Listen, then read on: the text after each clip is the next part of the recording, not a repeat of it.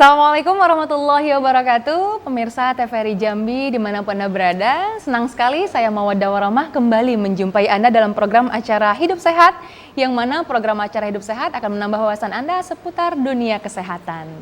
Baik pemirsa, pada hari ini telah hadir narasumber kita yang sangat luar biasa, yaitu Dr. Hendra Irawan, spesialis neurologi Vina. Assalamualaikum dokter. Waalaikumsalam warahmatullahi wabarakatuh. Gimana kabarnya hari ini dok? Alhamdulillah, baik. Baik ya dokter ya, Masya Allah. Terima kasih telah hadir pada hari ini di Studio TVRI Jambi ya dokter ya. Sama-sama. Baik pemirsa, pada hari ini tentunya bersama Dr. Hendra kita akan membahas tema bagaimana apabila terkena serangan stroke. Begitu ya dokter ya? Kurang lebih. Nah, jadi pemirsa nanti Anda akan mendapatkan informasi, edukasi tentunya seputar apabila Anda terkena serangan stroke, apa aja yang harus dilakukan.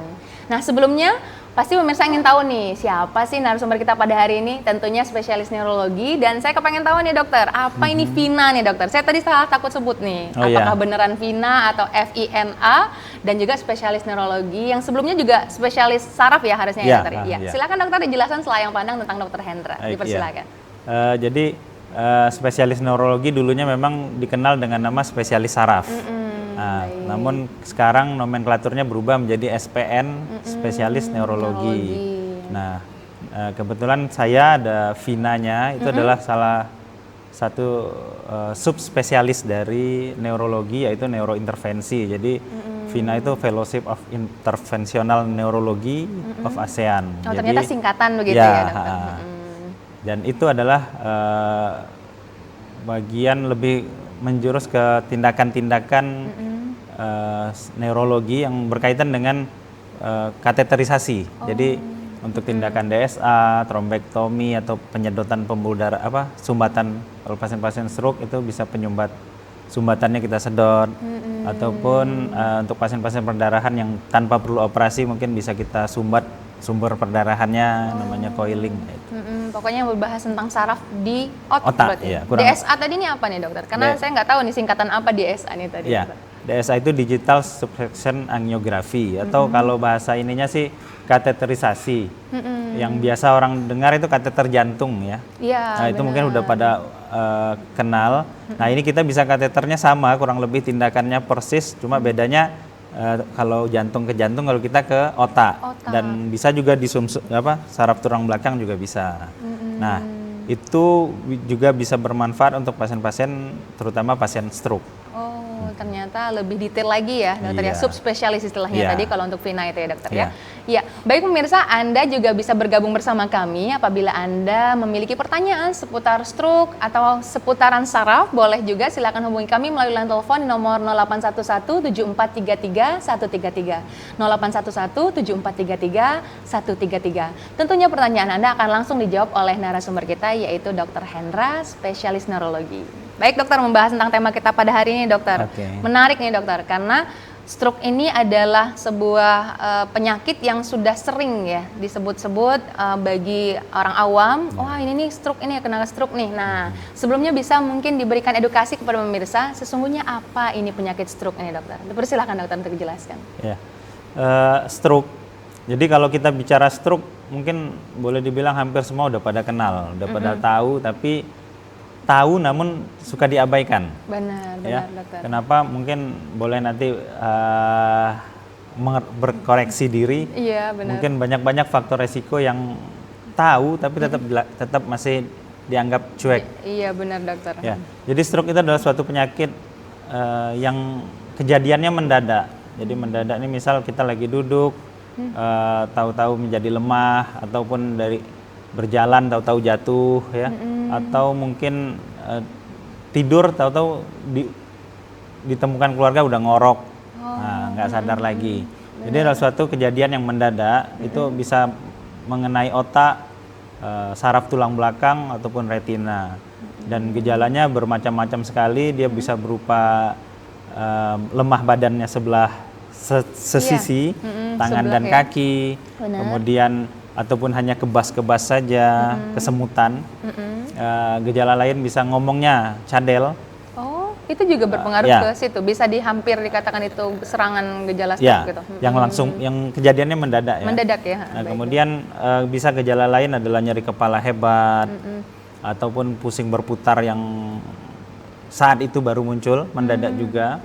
Nah, dan terutama pada pasien dengan penurunan kesadaran atau tiba-tiba menjadi tidak sadar. Nah, itu adalah salah satu gejala-gejala stroke yang tidak ada penyebab lain kecuali karena kelainan pembuluh darah. Nah, jadi tidak ada penyebab lain kalau bukan karena kelainan pembuluh darah berarti. Jadi terkadang kan kejadiannya itu dia masuk kamar mandi jatuh. Nah, iya benar dokter. Nah, dikira jatuhnya yang bikin dia stroke. Padahal harusnya kemungkinan besar adalah dia masuk kamar mandi, dia kejadian stroke. Serangan stroke-nya di situ, barulah dia jatuh.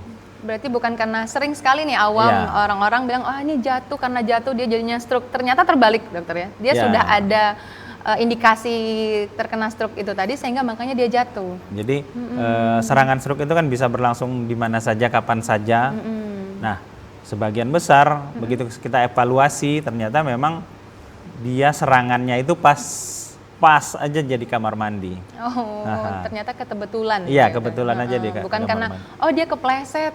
Karena kepleset sehingga pembuluh darahnya dulu berarti yang terkena dokter, barulah dianya stroke. Seperti itu kan dokter. Jadi kalau kepleset kita nanti akan dapat tuh dari ceritanya, dari kita tanya jawab sama keluarga atau sama pasien. Nah, itu akan ketahuan bahwa misal kamar mandinya tidak ada licin, enggak. Jadi kan peluang dia terpleset itu kecil. Ataupun kalau memang dia kepalanya kebentur terjadi stroke, pasti benturan yang sangat hebat. Nah, kepalanya tampak seperti ada benjol ataupun mungkin sampai robek.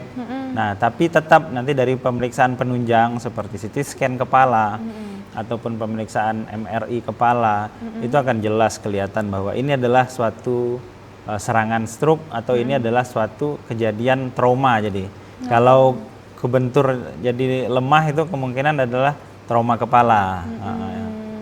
Jadi di situ ternyata faktornya ya dokter ya. Pemikiran selama ini bahwa ini karena jatuh makanya dia stroke, ternyata itu kebalik ya dokter ya. Harus diluruskan dulu nih berarti pemahaman orang awam atau pemahaman pemirsa nih yang mengira bahwa ini karena dia jatuh makanya dia stroke. Ternyata memang sudah ada penyebab intinya berarti ya dokter ya. Di mana tadi pembuluh darah, tentang pembuluh darah.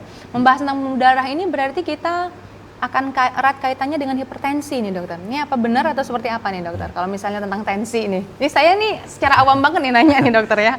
Karena kan sering yang berpikir bahwa ini karena hipertensi nih, makanya pembuluh darahnya pecah sehingga terjadilah gejala stroke. Nah, mohon diluruskan nih dokter. Silakan dokter. Jadi berkaitan dengan stroke itu ada faktor resiko.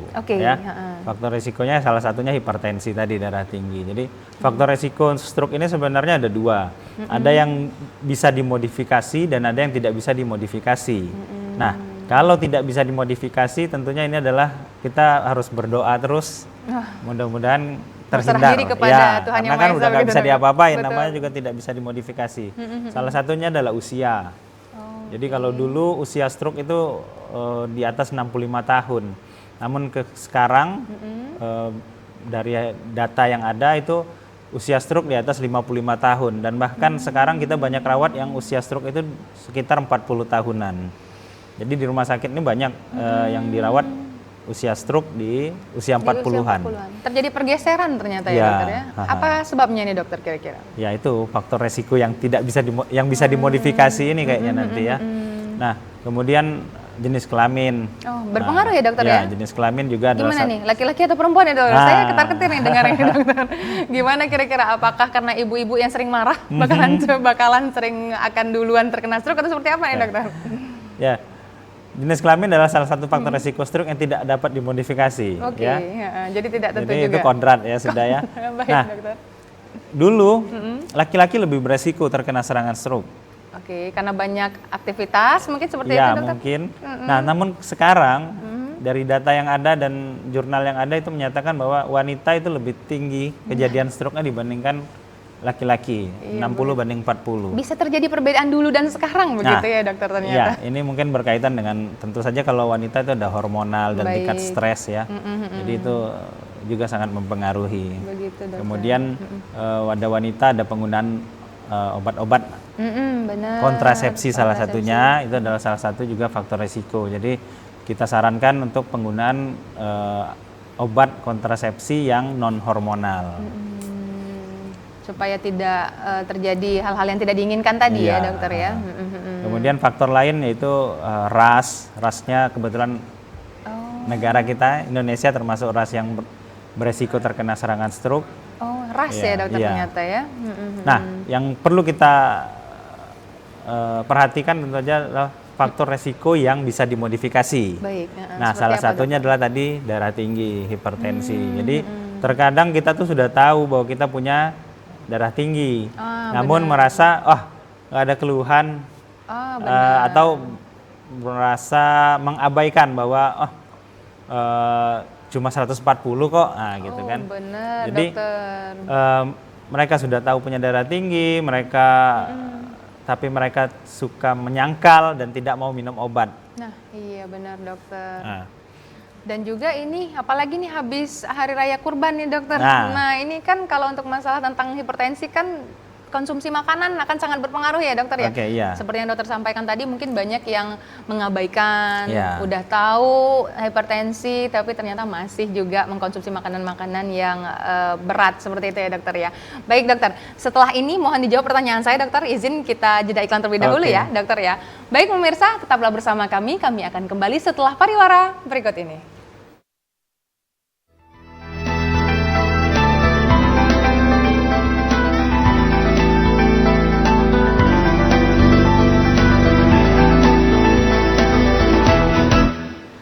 Terima kasih pemirsa, Anda tetap bersama kami dalam program Acara Hidup Sehat. Tentunya kami menantikan partisipasi Anda. Bagi Anda yang ingin bertanya seputar tema kita pada hari ini, silakan langsung saja menghubungi kami melalui line telepon di nomor 0811 7433 133, 0811 7433 133. Apabila Anda mempunyai pertanyaan seputar tema kita pada hari ini, silakan langsung saja menghubungi kami di Studio TVRI Jambi dan pertanyaan Anda akan langsung dijawab oleh narasumber kita yaitu Dr. Hendra, spesialis neurologi. Baik dokter, tadi saya menggantungkan biar pemirsa jadi penasaran tadi ya. Kan kita membahas tentang hipertensi nih dokter. Nah apalagi kita baru selesai dari Hari Raya Kurban, yang mana konsumsi makanan tentunya dokter. Nah itu kan tadi dokter bilang banyak juga penyebab untuk gejala stroke ini bagi orang-orang yang cuek akan faktornya tadi yaitu salah satunya hipertensi. Nah, itu seperti apa nih dokter kira-kira bagi orang-orang yang cuek ini tadi seperti kayak mengkonsumsi tetap pola hidup sehatnya kurang tepat, tetap mengkonsumsi makanan-makanan yang harusnya tidak dikonsumsi atau dihindari. Nah, itu baiknya seperti apa kalau dari sisi dokter saraf sendiri bagi orang-orang yang rentan akan hal tersebut dokter? Silakan dokter. Ya, salah satu faktor resiko yang paling sering itu adalah hipertensi atau darah tinggi. Darah tinggi ini juga biasanya berkaitan dengan tingkat stres yang meningkat, aktivitas fisik, kemudian berat badan, orang yang kecenderungan dengan obesitas, ataupun dengan meningkatnya usia. Jadi sebagian besar mungkin pada tahu bahwa mereka memiliki darah tinggi, namun merasa cuek. Satu, mereka ngerasa bangga, boleh kita bilang bangga ya. Iya. Saya darah tinggi tapi aman-aman aja dok, 160 biasa aja. Nah, justru yang seperti ini yang kita khawatirkan. Kenapa? Kalau 140 dia udah ngerasa ada keluhan sakit kepala, pasien biasa langsung akan segera berobat ataupun mencari pengobatan ya. Benar. Beda kalau tensinya tinggi terus yang ngerasa aman-aman saja ini akan cenderung lebih cuek. Maksudnya dia ya udah diabaikan aja, orang saya nggak ada masalah kok katanya. Nah, iya benar dokter. Ada satu lagi yang sudah minum obat, terkontrol, tensinya kan akan stabil tuh. Betul. Tapi stabilnya ini karena dia minum obat. Nah begitu begitu ngerasa stabil, obatnya langsung di stop. Padahal kan tensinya stabil tadi itu karena dia minum obat. Jadi begitu obatnya di stop ya tensinya akan naik lagi. Berarti tidak apa-apa dokter ya, memang disarankan untuk selalu mengkonsumsi obat tersebut. Ya, jadi obat darah tinggi ini harus diminum konsumsi terus sambil dikontrol. Jadi maksudnya ya kontrol kan ke fasilitas kesehatan kan banyak nih yang terdekat, bisa rumah sakit, puskesmas, bisa klinik-klinik sekarang kan udah banyak tuh. Nah, ataupun mungkin alatnya juga udah banyak, bisa alat tensi digital yang udah otomatis banyak ya, nggak mesti pelatihan khusus untuk menensi. Jadi banyak sekali parameter yang bisa dipakai untuk mengkoreksi itu. Nah, apabila cenderung stabil, mungkin perlu dikonsultasikan lagi. Bagaimana nih, apakah obat akan diminum terus atau tidak. Nah, kalau memang pola hidupnya udah bagus, olahraga udah teratur, berat badan juga mungkin stabil, faktor-faktor resiko yang lain juga sudah dikelola dengan baik. Nah, tidak tertutup kemungkinan itu obat darah tinggi bisa tidak dikonsumsi lagi, artinya bisa di stop. Jadi tetap Tapi harus dipantau, dengan Dok. setelah kontrol, bukan di stop sendiri ya. Gara-gara ngerasa udah Iya. enakan nih gitu kan, Aha. nggak mau lagi dia makan obat, nggak gitu juga ya Iya. ternyata dokter ya. Jadi selanjutnya dokter, kalau misalnya untuk masalah makanan tadi dokter, Oke. ini berarti orang-orang yang hipertensi itu benar-benar tidak boleh mengkonsumsi makanan tersebut atau makanan yang pemicu tensi tinggi tadi, atau kalau udah makan obat aman? Nah ini sering banyak pemikiran begini dokter, kalau udah makan obat udah nggak apa-apa, makan daging kurban mah dikit gitu lah kan, tiba-tiba besok melonjak, atau seperti apa nih dokter? Apakah diperbolehkan untuk hal tersebut? Dokter? Ya. Jadi tetap prinsipnya adalah mencegah lebih baik daripada mengobati kan. Betul. Jadi kalau memang kita bisa tidak minum obat, kan akan jauh lebih bagus. Nah, caranya ya dengan mengelola, salah satunya makanan. Makanannya adalah makanan yang tidak tinggi garam. Artinya hindarilah makanan yang asin-asin. Jadi ada beberapa makanan itu yang terkenal asin, Iya. ya seperti salah Asinan. satunya adalah ikan asin Ikan ya. asin, ya, itu betul. yang benar-benar asin ya, kalau bisa dihindari. Itu memang benar-benar pemicu banget berarti ya Iya dokter kan, ya? dia memang asin ya. Asin, ya, Nah, benar. terus bukan berarti tidak boleh pakai garam, tetap harus pakai garam. Jadi garam juga kita perlu untuk tubuh, Konsumsi. namun tidak boleh terlalu asin. Tidak berlebihan lah Iya, pokoknya. jadi tetap ada rasa. Bukan berarti orang darah tinggi makannya tanpa garam. Hambar gitu, dokter. Enggak juga. Iya. Terus bagaimana dengan seperti konsumsi daging ya? Wah, nggak boleh makan daging kambing katanya Iya ya. benar dokter. Jadi, Itu seperti apa? Terkadang kambing ini suka difitnah ya.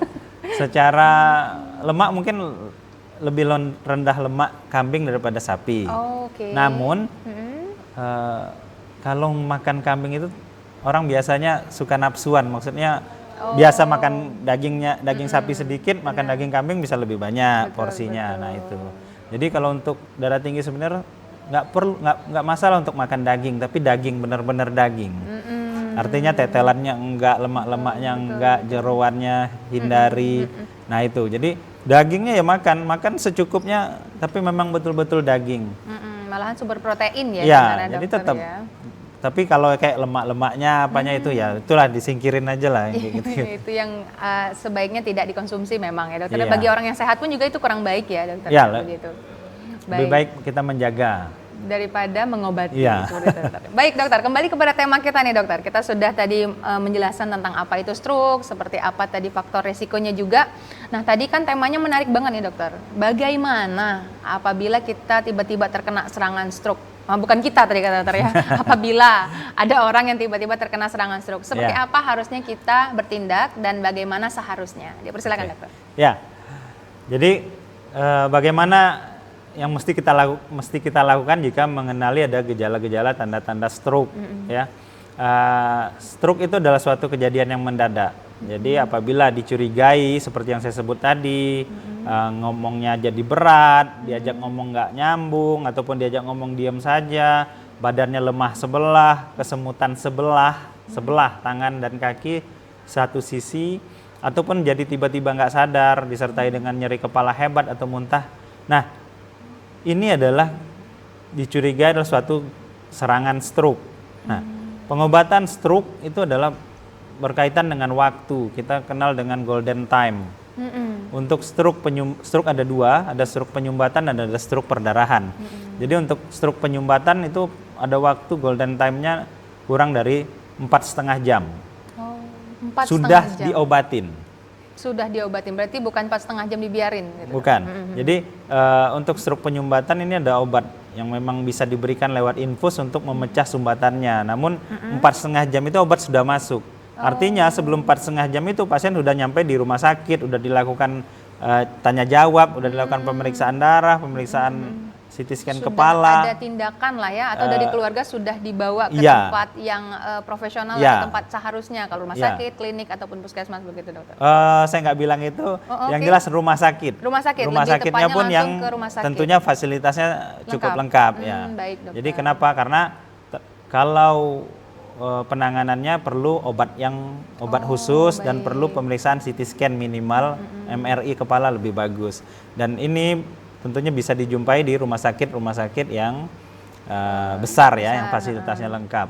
Nah, dengan begitu bisa menyingkat waktu. Kalau datangnya kalau datangnya ke puskesmas dulu, tentu akan perlu waktu untuk ditanya dokter, perlu waktu mungkin lah. Iya benar. Nah, belum lagi pergi lagi ke rumah sakit. Golden time-nya tadi akan semakin ini ya, memakan waktu berarti ya dokter ya. Nah, itu untuk stroke penyumbatan. Apabila gagal, dia ada tindakan lebih lanjut lagi, yaitu dengan kateterisasi atau DSA. Itu bisa yang sudah dokter jelaskan tadi. Ya, itu bisa kita sedot sumbatannya. Namun ini khusus untuk sumbatan-sumbatan pembuluh darah besar yang tentunya gejalanya juga besar, lebih berat. Nah, tapi tidak berkaitan dengan stroke perdarahan. Kalau stroke perdarahan ini berkaitan dengan operasi kepala. Apabila memang perdarahannya cukup luas, ya. Yang terjadi pecah pembuluh darah seperti itu dokter ya. Dan biasanya gejalanya lebih berat. Nah, untuk tindakan neurologi sendiri berkaitan dengan intervensinya, ini kita setelah stabil pasiennya, barulah kita cari sumber perdarahannya, yaitu dengan cara kateterisasi tadi juga dengan DSA, akan mencari apakah ada pembuluh darah yang beresiko pecah lagi di kemudian hari. Nah, ini apabila terdapat benjolan pembuluh darah, aneurisma ataupun AVM namanya, arteri vena malformasi, ini juga bisa kita lakukan tindakan neurointervensi. Nah, itu tanpa operasi tapi seperti kateter yang biasa kita kenal kateter jantung, tapi ini targetnya adalah ke otak. Dan semuanya bisa dilakukan di Jambi. Sudah bisa, fasilitas sudah lengkap di Jambi dokter ya. Nah, jadi jangan tunda untuk segera bawa ke rumah sakit apabila dicurigai suatu serangan stroke, karena waktu itu sangat berharga untuk pengobatan stroke. Pasien-pasien stroke itu bisa sehat apabila memang diobati dengan cepat. Oh begitu dokter. Tapi juga kan kalau untuk yang tadi apabila ada yang langsung terkena tiba-tiba serangan stroke nih dokter, kan mungkin pemirsa juga belum tahu nih bahwa ternyata ini kena serangan stroke nih dokter. Nah jadi mungkin lambat atau tidak langsung membawa ke tempat yang seharusnya tadi dokter. Nah itu bisa nggak stabil sendiri dokter? Misalnya kayak ternyata di rumah orangnya melakukan hal yang tepat seperti itu kan. Misalnya ditemukan orang tua tiba-tiba pusing gitu, atau tiba-tiba atapnya seperti berputar, itu kan dipikir ini vertigo nih gitu loh kan. Nah kalau misalnya ternyata itu adalah keserangan stroke, apakah itu langsung akan memburuk atau seperti apa nih dokter? Jadi kan gejala stroke sendiri sangat bervariasi tergantung dengan seberapa berat pembuluh darah yang tersumbat ataupun yang pecah. Jadi misal gejalanya mungkin seperti vertigo berputar. Nah, kalau pada usia muda ya mungkin ini adalah suatu vertigo murni. Tapi beda dengan usia yang lebih tua ataupun usia yang sudah masuk faktor resiko stroke. Ataupun pasien yang tentunya dengan faktor resiko stroke lainnya seperti darah tinggi, kolesterol tinggi, kencing manis, perokok berat, ya. Termasuk ya dokter, obesitas. Nah, itu serangan vertigo bisa sangat kita curigai adalah suatu serangan stroke. Nah, bagaimana kalau dibiarin kan? Maksudnya observasi di rumah. Nah, inilah yang kita bilang, kita apabila dicurigai suatu serangan stroke, segera bawa ke rumah sakit karena ada golden time-nya, golden period-nya.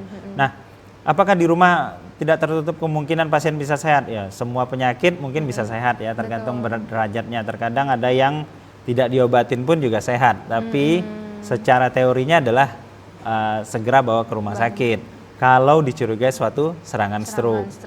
Memang ada kok beberapa yang istilahnya ya hari ini serangan, besok juga udah sehat lagi juga ada. Ada ya dokter ya. Baik dokter, mohon izin kita jeda iklan dahulu, nanti setelah ini kita bahas lagi lebih dalam. Baik, baik pemirsa tetap bersama kami akan kembali setelah pariwara berikut ini.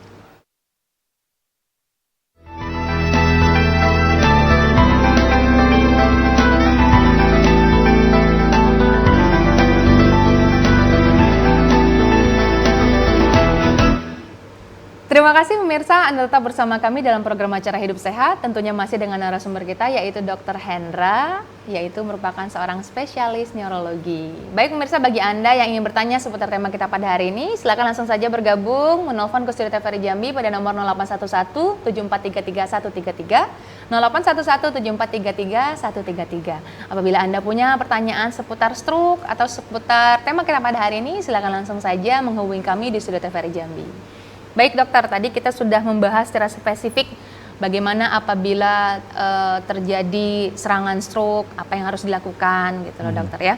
Dan juga tadi juga bagaimana apabila seseorang itu terkena gejala stroke tapi ditindak mandiri di rumah. Jadi seharusnya sebaiknya tetap harus dibawa ke rumah sakit ya dokter ya. Begitu dokter. Nah kemudian dokter, ada juga nih saya dapat ini mitos atau fakta nih dokter. Kalau misalnya melihat seseorang yang tiba-tiba terkena serangan stroke, itu dicucuk nih seluruh jarinya nih, harus dikeluarkan darahnya. Nah itu apakah benar ataukah itu hanya mitos atau seperti apa nih seharusnya dokter? Persilakan dokter untuk dijelaskan agar pemirsa juga teredukasi tentang hal ini dokter. Persilakan dokter. Jadi ini adalah pertanyaan yang paling sering muncul ya, dan mungkin juga mitos yang cukup kuat. Mitos ya ternyata dokter ya? Ya, saya udah bilang ya. Jadi mitos yang cukup kuat di masyarakat. Apabila dicurigai stroke, buru-buru ditusuk jarinya. Jadi perlu dijelaskan bahwa stroke ini adalah suatu serangan yang terjadi di otak khususnya. Jadi pembuluh darah otaknya bisa tersumbat, bisa perdarahan, bisa pecah.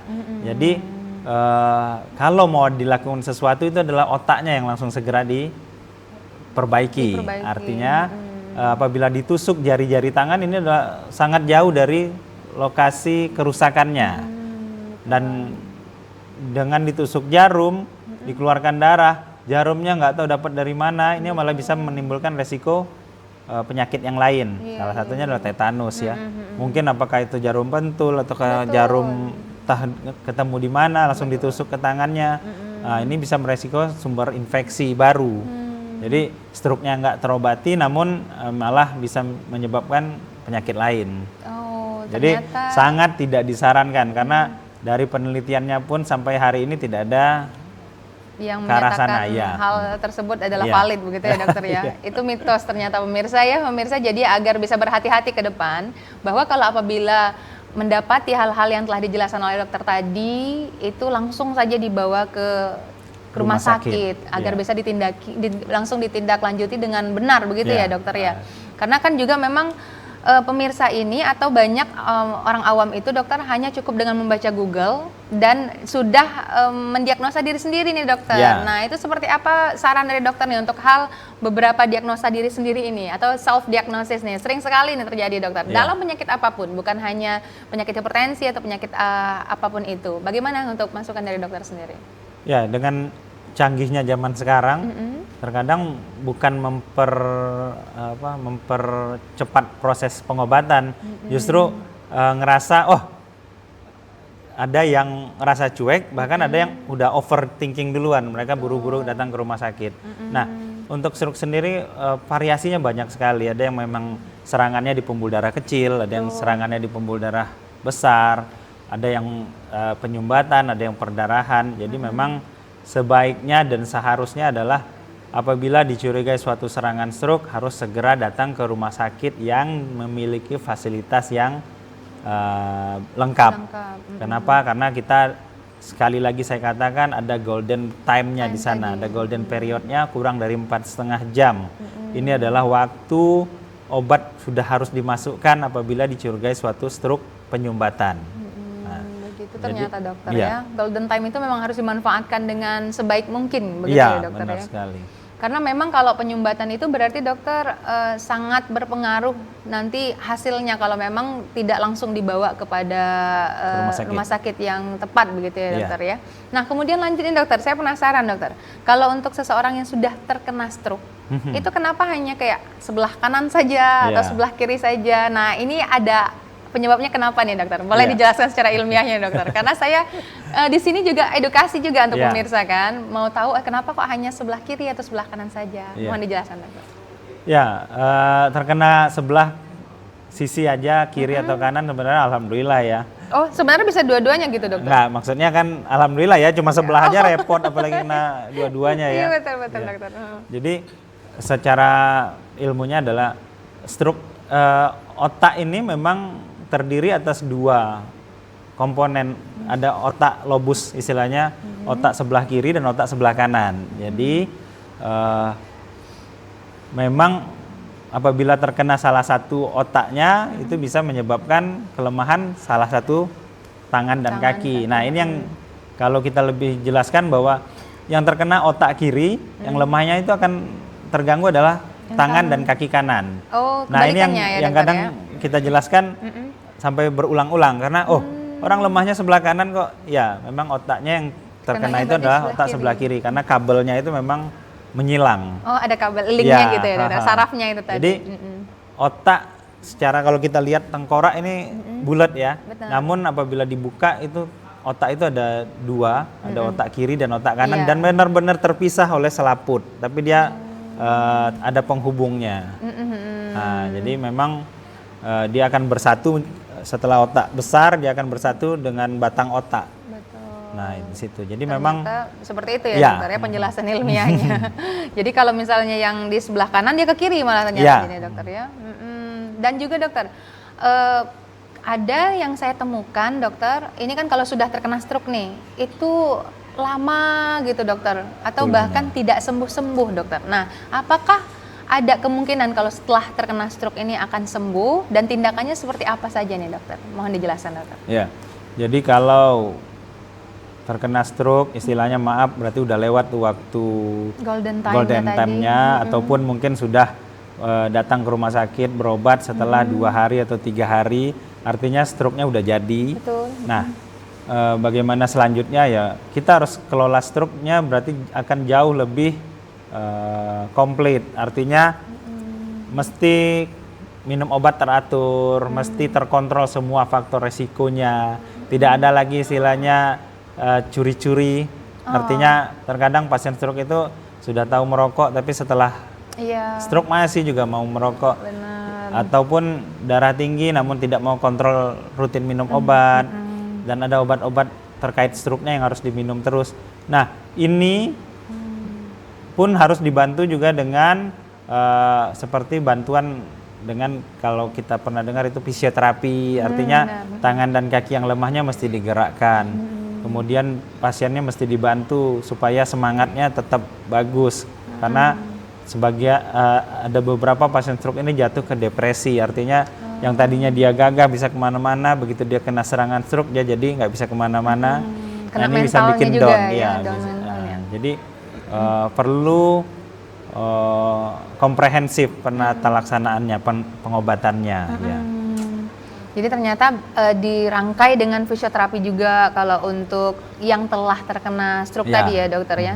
Nah, bahkan juga dokter, apakah ada untuk stroke ini benar ada obat-obatnya yang secara herbal gitu? Nah, itu mungkin bisa diberikan pemahaman kepada pemirsa, atau benarkah bisa diberikan treatment urut atau apa nih, dokter? Kan kita secara awam ya, Ya. kadang juga masyarakat awam itu lebih tidak meyakinkan kepada rumah sakit nih, dokter. Nah, mungkin bisa dibuka cakrawala pemirsa bahwa stroke ini seperti apa, harusnya bagaimanakan. Silakan, Oke, dokter. ya. Jadi untuk stroke sendiri, khususnya stroke penyumbatan itu kalau berobat pasiennya akan dibilang bahwa dia harus minum obat pengencer darah. Iya. Ya. Nah, bagaimana dengan obat herbal? Sebagian farmasi, artinya produksi obat-obatan sekarang juga udah mengarah ke herbal, yang artinya herbalnya tentu dengan penelitian yang sangat Yang sudah valid ya, atau udah sudah valid. terbukti. Ada beberapa obat herbal yang memang direkomendasikan untuk pengobatan stroke. Tapi bukan berarti dengan herbal-herbal yang mungkin banyak ya sekarang Iya, beredar benar, dokter. yang bisa digunakan. Kalau kami sebagai orang medis tentu aja akan bilang bahwa silahkan saja obat herbal, namun obat medisnya tetap harus diminum. Artinya tetap harus datang ke dokter, tetap harus minum obat, tetap harus kontrol. Nah, didukung dengan obat-obat herbal ya silahkan. Dan kemudian juga stroke itu bukannya berarti ada salah urat gitu ya dokter ya? Nah, Kan, iya. nah itu satu Iya. lagi tadi juga dokter. Iya. Ada yang malah membawanya ke tukang urut tradisional gitu. Itu seperti apa menurut dokter? Nah, sama tukang urut sama seperti ditusuk jarum tadi. Jadi yang rusak itu di bagian sentral, di bagian otaknya. Jadi pengobatannya adalah kita memang mengobatin bagian sentralnya. Tadi bagaimana dengan fisioterapi? Jadi komplikasi dari stroke tadi adalah badannya lemah, kalau tidak digerakkan akan terjadi kaku. Artinya tangan kakinya akan jadi kaku, akan timbul sakit. Nah inilah dengan fisioterapi akan dijaga supaya tangan kakinya ini tetap lentur, tidak timbul nyeri, dan bisa merangsang dengan pergerakan-pergerakan. Dengan pergerakan-pergerakannya akan merangsang istilahnya itu listrik-listrik baru yang akan mengaktifkan kembali fungsi otaknya. Nah, jadi urut yang ditekan-tekan sih atau dikeletek-letek, Kretek-kretek juga ada. saya sangat tidak menyarankan karena akan bisa beresiko timbul masalah baru, akan timbul nyeri otot, akan timbul nyeri sendi akibat setelah tindakan tersebut. Berarti kalau untuk dalam medisnya sebenarnya sudah ada fasilitasnya ya dokter, seperti fisioterapi Ya, itu yang lebih mengetahui seperti apa komponen-komponen jaring-jaringan di dalam tubuh itu sendiri ya dokter ya, secara anatomi tubuh begitu ya dokter ya. Nah, sangat menarik sekali pembahasannya nih dokter. Jadi saya itu juga teredukasi nih dokter, karena juga kan dalam kehidupan sehari-hari hal seperti ini kan erat sekali nih. Sering kadang oh iya dia jatuh karena stroke, tadi sudah kita bahas banget. Ini benar-benar memperbaharui informasi seputar bagaimana untuk menanggapi tentang gejala stroke ini sendiri dokter. Nah selanjutnya dokter, saya penasaran, ada juga seseorang yang hanya mukanya aja nih dokter tiba-tiba mencong sebelah, itu apakah juga sudah termasuk gejala stroke atau ada indikasi lainnya juga nih dokter? Oke. Salah satu gejala stroke adalah mukanya mencong, ya. Muka mencong disertai dengan badannya berat sebelah, ataupun muka mencong disertai dengan ngomongnya yang menjadi cadel ataupun pelo. Nah, tapi ada satu gejala lain yang bisa bukan merupakan suatu stroke. Jadi gejalanya mukanya mencong juga, namun dia tidak disertai keluhan-keluhan yang lain. Nah ini biasanya berkaitan dengan atau penyakitnya yang dikenal dengan nama Bell's palsy. Jadi yang hanya saraf di mukanya saja yang kena. Kalau ini bukan kasus stroke. Tapi kalau saya pribadi lebih baik kita over dulu. Kita anggap ini adalah suatu kasus stroke, pergi berobat sampai dinyatakan bahwa ini bukan stroke. Kenapa? Ya, jadi karena pengobatannya sangat berbeda sekali. Dan kedepannya juga kalau stroke itu bisa menyebabkan kecacatan. Nah, begitu dokter ya. Kan, kalau apalagi kalau tidak diobati atau dibiarkan, begitu ya dokter. Makanya saya tadi sebut tadi dokter, ada yang sampai menahun, yang sampai lama sekali, bahkan tidak sembuh-sembuh dokter. Oh ternyata benar bisa terjadi seperti kecacatan begitu dokter.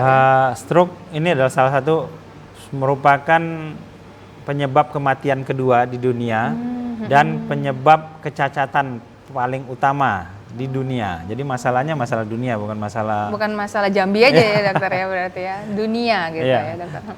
Nah, berarti dokter itu pentingnya harus berkonsultasi ya dokter ya, baik itu ke tempat tenaga kesehatan yang memang harus wajib ke rumah sakit yang fasilitasnya memang memadai dokter ya, karena kalau stroke atau hal-hal yang seperti ini dibiarkan bisa menjadi hal yang buruk ya dokter. Jadi penyebab kematian juga ternyata ya.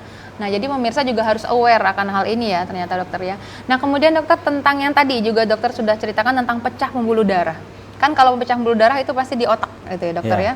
Nah itu apakah ada kemungkinan sembuh dokter? Karena saya sering sekali mendengar apabila pecah pembuluh darah di otak dan itu memang sangat dampaknya lebih mengerikan. Nah ini dokter mungkin bisa dijelaskan juga pemirsa dan seperti apa edukasi untuk pemirsa tentang kalau pecah pembuluh darah terutama di otak ini dokter. Silakan dokter.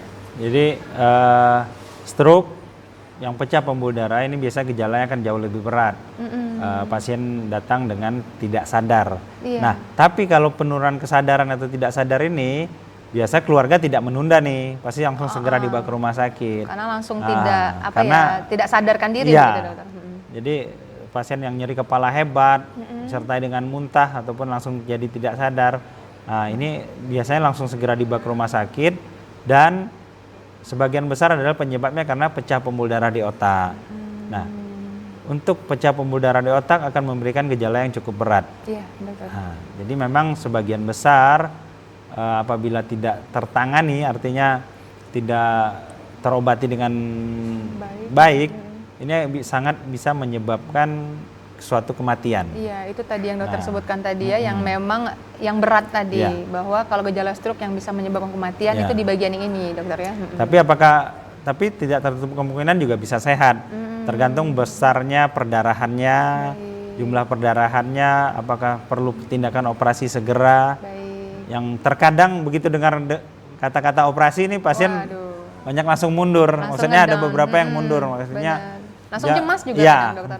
Jadi apapun yang dilakukan oleh dokter itu adalah tujuannya adalah demi menyelamatkan pasiennya. Jadi tidak ada maksud lain sebenarnya. Benar. Tentunya untuk yang terbaik ya dokter ya, bukan ada maksud lain sebenarnya disampaikan. Baik dokter, mohon izin kita jeda iklan terlebih dahulu dokter. Baik pemirsa, tetaplah bersama kami akan kembali setelah pariwara berikut ini.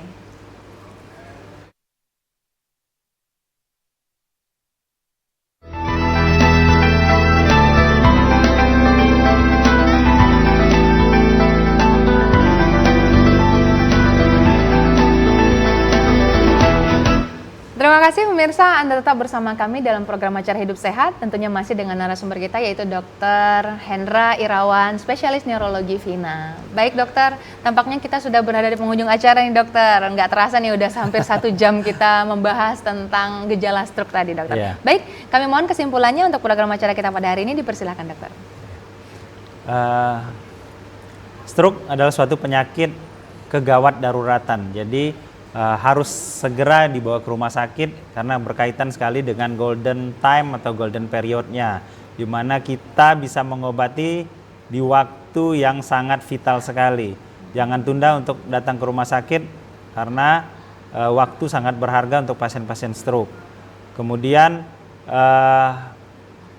lebih baik mencegah daripada mengobati, artinya apabila sudah mencurigai ada suatu penyakit yang bisa beresiko terjadinya stroke seperti darah tinggi, berat badan berlebih, kencing manis, kemudian kolesterol tinggi, asam urat tinggi, perokok aktif. Nah, ini harus segera dikontrol dengan baik, menjaga pola makan yang dengan baik, hidup sehat dengan berolahraga teratur, dan tentunya jangan lupa untuk selalu berdoa untuk mudah-mudahan diberikan kesehatan. Iya. Terima kasih. Tentunya ya dokter ya. Yang penting juga harus tetap menjaga pola hidup sehat. Sesuai dengan program kita nih dokter. Yang mana bahwa segala sesuatu itu apabila dijaga, makanya lebih baik mencegah daripada mengobati. Sangat luar biasa sekali dokter ya. Karena juga memang stroke ini sebelumnya yang seperti dokter sampaikan tadi bahwa sering sekali orang-orang mengabaikan itu kayak hipertensinya, terus tidak mengonsumsi obat secara teratur gitu ya dokter ya. Sedangkan itu nanti akan berdampak yang bisa sangat kurang diinginkan gitu ya dokter ya, bisa berbahaya untuk kesehatan. Baik dokter, tampaknya kita sudah berada di penghujung acara dokter. Terima kasih telah hadir di TVRI Jambi pada hari ini, sangat luar biasa sekali. Semoga menambah wawasan dan edukasi pemirsa seputar stroke dan juga seputar dunia kesehatan. Baik dokter, demikian pemirsa program acara Hidup Sehat pada hari ini. Saya Mawadah Rohmah beserta seluruh kru yang petugas pamit dari hadapan Anda. Terima kasih. Assalamualaikum warahmatullahi wabarakatuh. Waalaikumsalam.